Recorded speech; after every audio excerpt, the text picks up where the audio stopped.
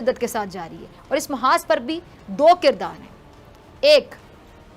وزیر اعظم عمران خان صاحب اور ایک بھارتی وزیر اعظم نریندر مودی۔ وزیر اعظم عمران خان صاحب حق اور سچ کے راستے پہ کھڑے ہیں، سچ کہنے میں ہچکچاتے نہیں ہیں، بڑے سے بڑے طاقتور کی آنکھوں میں آنکھیں ڈال کر بات کرنے کی ہمت رکھتے ہیں۔ دوسری جانب نریندر مودی جیسا جو ظالم ہے، آپ دیکھ لیں اس کی حیوانیت کو دنیا کے سامنے بے نقاب کرنے کا سہرا بھی ہمارے پرائم منسٹر عمران خان صاحب کے سر ہے، جبکہ مودی جیسا انسان کہانی میں ظلم کرنے والے کردار کی طرح ہے۔ اور یہ افسانہ نہیں ہے بلکہ حقیقت کہ مودی عالمی منظرنامے میں ایک جیتا جاگتا درندہ جو اپنے لوگوں کا خون چوس رہا ہے، ہندوستان میں RSS کے انتہا پسند نظریات کا باقاعدہ زہر گھول رہا ہے، پنجاب کے کسانوں اور مسلمانوں پر زندگی تنگ کر رہا ہے، ہر ایک کے گھر جھانکنے کی اس کو گندی عادت ہے۔ اب مودی کی اسی خصلت کو دیکھتے ہوئے یہ بات کہی جا سکتی ہے، بلکہ یقین کے ساتھ کہی جا سکتی ہے کہ بہت جلد اس کا سر بھی کسی تلوار کے نیچے ہوگا یا پھر کسی پھندے پہ لٹکا ہوا نظر آئے گا، کیونکہ ظالم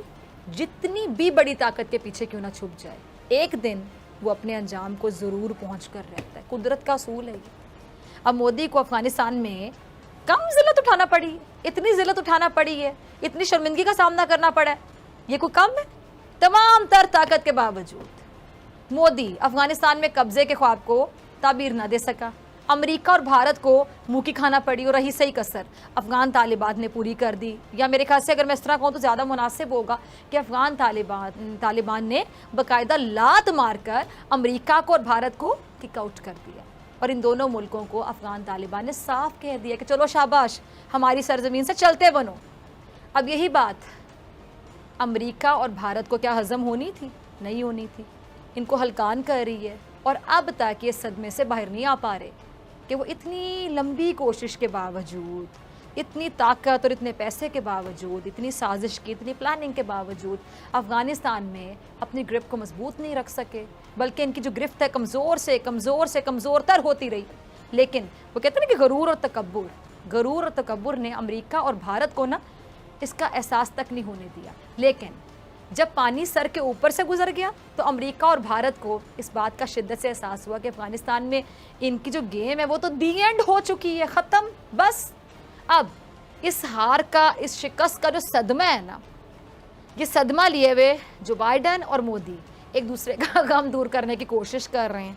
اور باقاعدہ طور پر امریکہ اور ہندوستان گٹھ جوڑ کر کے پاکستان کے خلاف اب دوبارہ سازش کرنے میں مصروف ہیں، سازش کرتے ہوئے نظر آ رہے ہیں بڑے منظم انداز میں۔ مودی نے امریکہ میں قدم رکھ کر نحوست ڈالنا شروع کر دی ہے، اور اس کے شیطانی کارخانے سے ایک چنگاری امریکہ کے راستے سے ہوتے ہوئے پاکستان پر چھوڑنے کی کوشش کی گئی ہے۔ مودی اور امریکہ نے پاکستان کے خلاف گٹھ جوڑ کر لیا دوبارہ سے، پاکستان سے ایبسولوٹلی نوٹ کا بدلہ، یہ جو ایبسولوٹلی نوٹ ہے نا، اس کا بدلہ لینے کی مکمل تیاری کی گئی ہے، کیونکہ امریکی سینٹ میں پاکستان پر پابندیوں کا مطالبہ جو کیا گیا ہے، صرف یہی نہیں بلکہ امریکی سینٹ نے بھارت کے ساتھ مضبوط تعلقات بنانے پر بھی زور دی ہے، اور جو بائیڈن بھی مودی سے رشتہ داری میرے خیال سے بنانے کے لیے بہت زیادہ بے قرار نظر آ رہا ہے۔ اور اب پاکستان کے ہاتھوں یہ جو بھارتی چہرہ ہے، ان کا اصلی چہرہ ڈوزیئر کی صورت میں ایکسپوز ہونے کی وجہ سے، بے نقاب ہونے کی وجہ سے بھارت امریکہ کے ساتھ مل کر اب کھیل رچا رہا ہے، اور مودی کے دورہ امریکہ کے بعد پاکستان پر یہ جو پابندیوں کا منصوبہ بنایا جا رہا ہے، یعنی بہانے تلاش کیے جا رہے ہیں، جواز تراشے جا رہے ہیں، حالانکہ پاکستان نے کہاں ان کا ساتھ نہیں دیا مشکل گھڑی میں، ہر مشکل گھڑی میں پاکستان نے امریکہ کی مدد کی، دہشت گردی کے خلاف مشکل ترین جنگ میں اس کا فرنٹ لائن اتحادی بنا، لیکن اس احساس کا بدلہ کیا ملا جب پاکستان نے امریکہ کے مطالبوں پر، ناجائز مطالبوں ایبسولوٹلی ناٹ، تو امریکہ کے تن بدن میں آگ لگ گئی، امریکہ بہادر نے آنکھیں سر پر رکھ لیں۔ کیوں؟ کیونکہ وزیر اعظم پاکستان نے ڈو مور سے صاف انکار کر دیا تھا۔ ذرا چلائیے گا عمران خان صاحب کا کلپ۔ اچھا سنا آپ نے، پرائم منسٹر وزیر اعظم صاحب کو اب امریکہ کے پاس پاکستان کے ساتھ دشمنی نبھانے کے بڑے بہانے ہیں، جیسا کہ امریکی فوج کو افغانستان سے بھگانا بھی دشمنی کا بہانہ ہو سکتا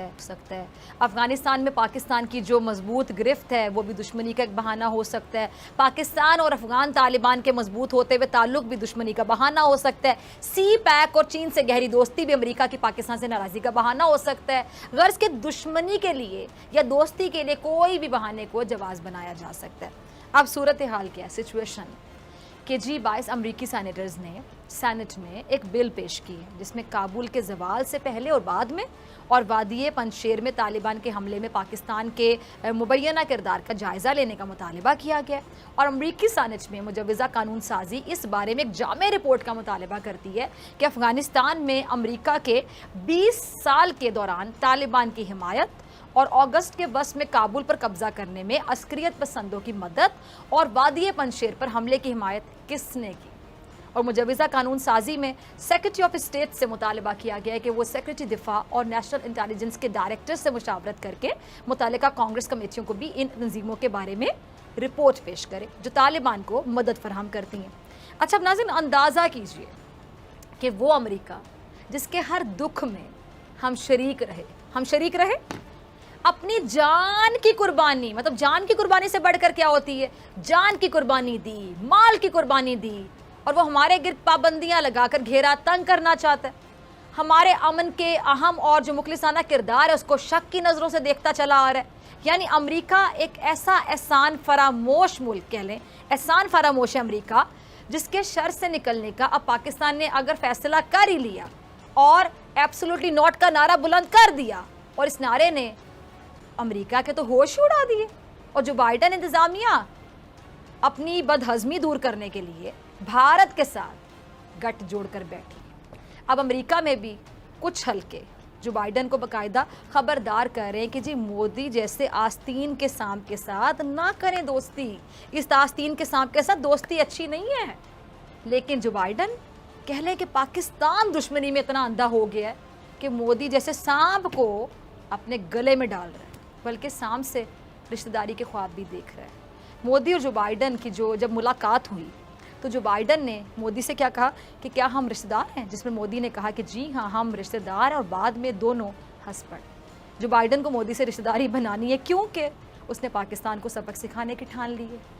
اچھا عالمی منظرنامے پر یہ جو گہری نظر رکھتے ہیں ان کا یہ بھی خیال ہے کہ پاکستان امریکہ میں دو طرفہ تعلقات اور سفارتی روابط میں افغان صورتحال کے بعد جو بہتری ہے نا وہ آنے لگی ہے. اور پتہ نہیں یہ کیسی بہتری ہے جو نظر نہیں آ رہی ہے،